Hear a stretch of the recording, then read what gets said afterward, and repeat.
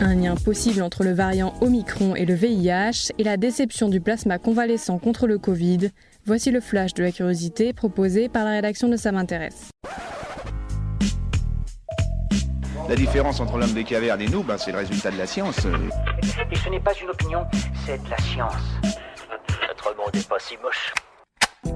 Le variant Omicron continue de susciter l'intérêt des chercheurs. Selon les résultats du scientifique Tullio de Oliveira, relayé par le Los Angeles Times, ce variant a probablement été en incubation dans le corps d'un patient dont le système immunitaire tentait de combattre le VIH. C'est dans cet organisme déjà fatigué et immunodéprimé que l'infection se serait donc prolongée. Des recherches menées en Europe et aux États-Unis abondent déjà en ce sens, puisque les scientifiques ont pu démontrer que les mutations du virus se déclarent chez les patients dont les défenses immunitaires n'existent plus. Or, en Afrique subsaharienne, 8 millions de personnes sont atteintes du VIH sans être correctement soignées. La plupart d'entre elles sont jeunes, ne sont pas vaccinées, ont un système immunitaire affaibli et pourraient devenir le facteur des variants du monde entier, alarmait déjà le scientifique il y a plusieurs mois. Tullio de Oliveira et ses collègues appellent les gouvernements à ne pas laisser tomber l'Afrique et à lutter conjointement contre le Covid-19 et le VIH.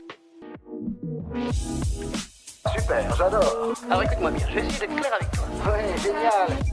C'était l'un des espoirs dans la lutte contre le Covid-19, mais le traitement par plasma convalescent vient d'être définitivement enterré par l'OMS. Testé à l'occasion de différents travaux partout dans le monde, l'idée était d'utiliser le plasma sanguin et donc les anticorps de patients ayant vaincu la Covid-19 pour traiter les patients infectés. Or, selon l'OMS, cette méthode s'avère finalement inefficace pour soigner les personnes atteintes par le Covid, qu'elles le soient de manière sévère ou non.